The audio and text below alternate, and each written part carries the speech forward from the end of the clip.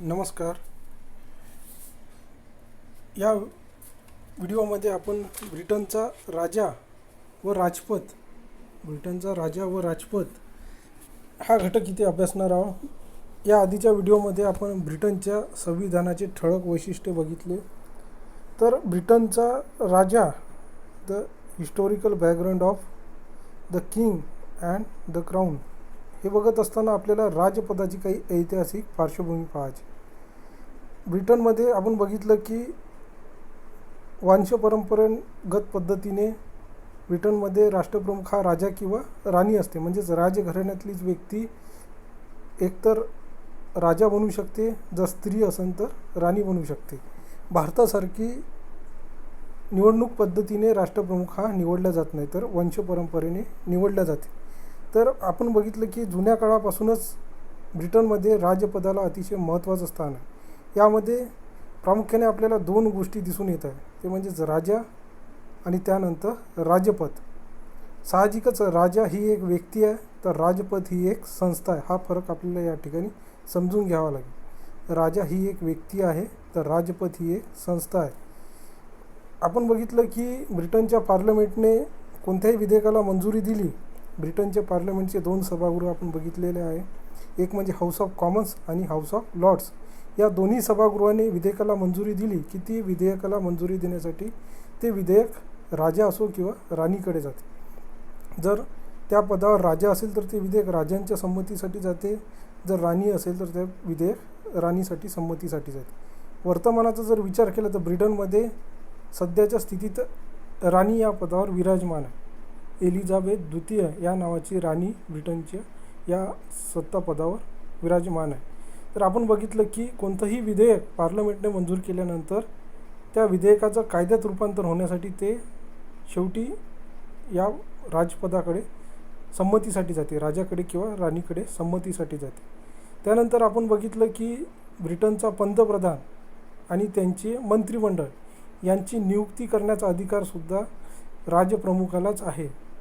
ब्रिटनच्या पंतप्रधानाची किंवा मंत्रिमंडळाची नियुक्ती करण्याचा अधिकारसुद्धा राजा या पदालाच आहे. त्यानंतर आपण बघितलं की कॉमन सभागृहात ज्या पक्षाला बहुमत मिळते, साधारणतः इंग्लंडचा जर विचार केला तर तिथं दोनच पक्ष आहे, एक म्हणजे मजूर पक्ष आणि दुसरा म्हणजे हुजूर पक्ष. या दोनपैकी कोणत्याही एका पक्षाला बहुमत मिळते आणि या बहुमत प्राप्त पक्षाचा नेताचा पंतप्रधान बनते. आणि अशा व्यक्तींची नियुक्ती करण्याचा अधिकार हा ब्रिटनच्या राजाला किंवा राणीला आहे.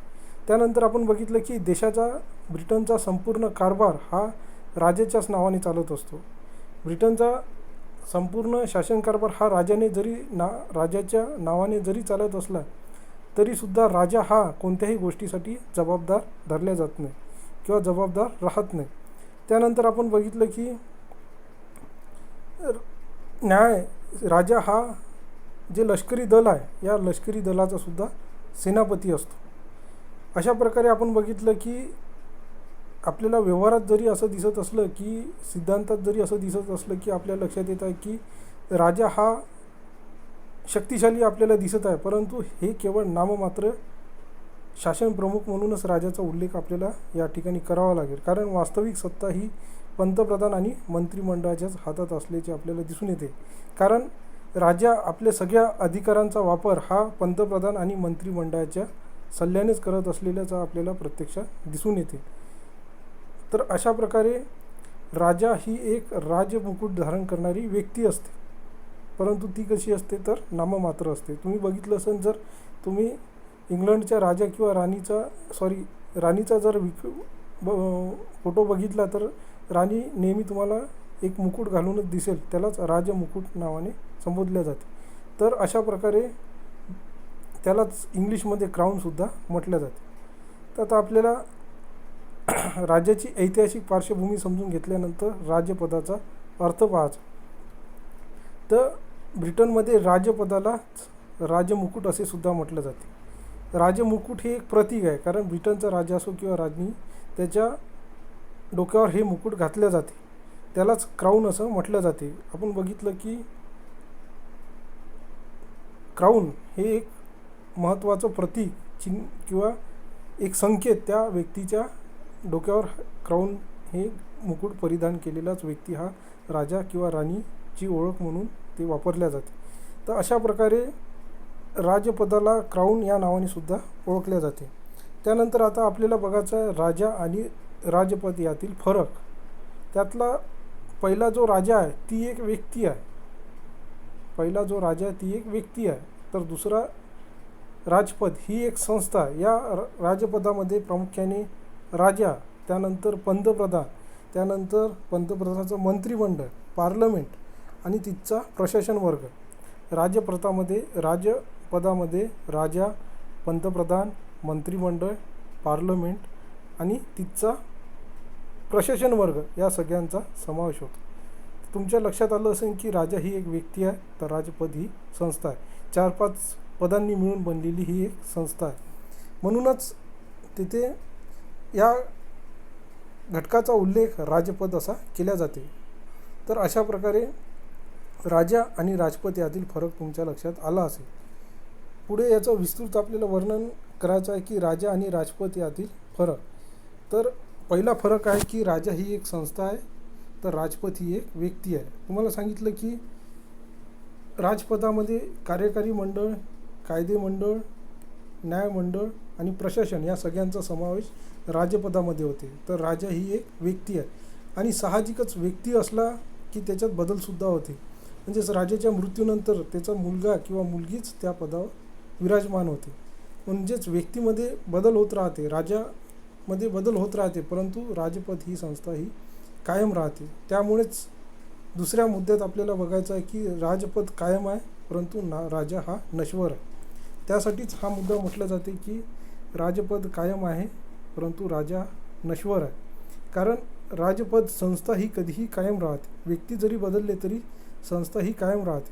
आपण बघितलं की पंतप्रधान पद असो किंवा राष्ट्रपती पद असो, या पदावरील व्यक्ती बदलत जाते, परंतु पद मात्र कसं असते, कायम असते. त्याचप्रमाणे असं म्हटलं जाते की राजपद ही संस्था कायम आहे, परंतु राजा हा नश्वर आहे. कारण व्यक्ती म्हटलं की त्याला जीवन मरणचा संबंध आला, परंतु पद हे नेहमी कायम राहते. तर अशा प्रकारे राजपद कायम आहे आणि राजा नश्वर आहे, यासाठी हा शब्दप्रयोग केला जाते. त्यानंतर तिसरा मुद्दा आहे राजपद ही अधिक व्यापक संज्ञा आहे, तर राजा तिचा एक घटक आहे. आता आपण याआधीसुद्धा बघितलं की राजपदामध्ये राजपद ही एक संस्था आहे. संज्ञा हा शब्द वापरला, परंतु मला असं वाटते तिथे संस्था ही शब्द वापरायला पाहिजे.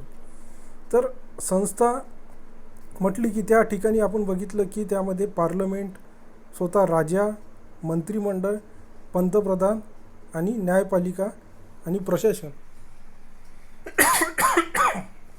त्यामध्ये राजपदामध्ये पार्लमेंट, राजा, मंत्रिमंडळ, पंतप्रधान, न्यायपालिका आणि इंग्लंडचं प्रशासन, त्यामध्ये प्रशासनातील अधिकारी वर्ग आणि कर्मचारी वर्ग या सगळ्यांचा समावेश कशात होते, तर या सगळ्यांचा समावेश राजपदामध्ये होते.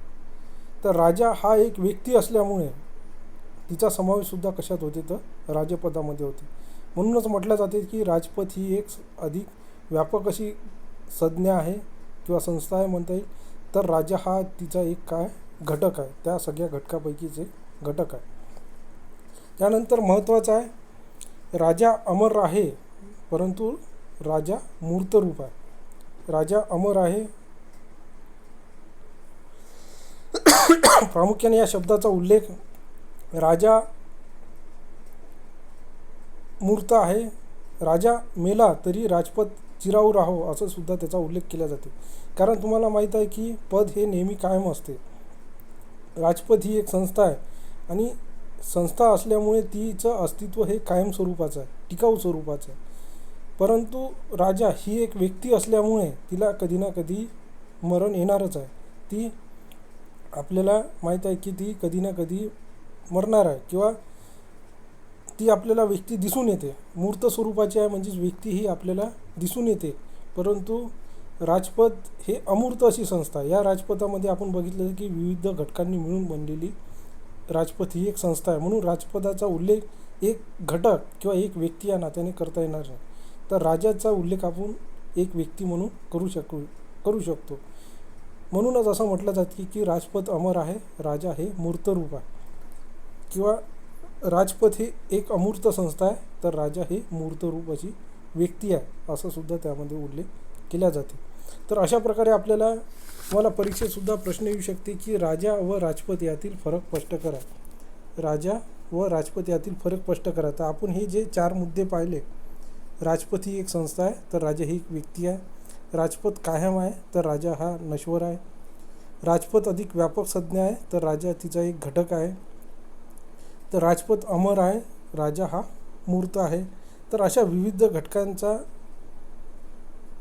मुद्द्यांचा उल्लेख तुम्हाला त्या उत्तरामध्ये करावा लागेल. राजा व राजपद यातील फरक स्पष्ट करा, असा जर तुम्हाला परीक्षेत प्रश्न आला तर अशा प्रकारे आपण या व्हिडिओमध्ये राजपदाची ऐतिहासिक पार्श्वभूमी, राजपदाचा अर्थ आणि राजा व राजपद यातील फरक समजून घेण्याचा आपण या ठिकाणी प्रयत्न केला. समोरच्या व्हिडिओमध्ये आपल्याला राजपदाचे काही अधिकार आहे, जरी नाममात्र अधिकार असले तरी राजपदाला पद या नात्याने सुद्धा काही अधिकार प्राप्त झाले आहे. त्यामध्ये शासनविषयक अधिकार आहे, विधिविषयक अधिकार आहे, अर्थविषयक अधिकार आहे, न्यायविषयक अधिकार आहे आणि धार्मिक अधिकार आहे, धर्मविषयक सुद्धा काही अधिकार राजाला प्राप्त झालेले आहे. तर हे सगळे अधिकार आपल्याला समोरच्या व्हिडिओमध्ये बघायचे आहे. त्याआधी तुम्ही जे आपण याआधी व्हिडिओमध्ये बघितलं, ब्रिटनच्या राज्यघटनेचे वैशिष्ट्ये, त्याचे मुद्देसूद वर्णन तुम्ही तुमच्या बुकामध्ये लिहिण्याचा प्रयत्न करा. पुस्तकातून बघून ती उत्तरं लिहा. त्यानंतर यातले 2 प्रश्न आहे, राजा किंवा राजपद पदाची ऐतिहासिक पार्श्वभूमी स्पष्ट करा. त्यानंतरचा प्रश्न आहे, राजपदाचा अर्थ सांगा.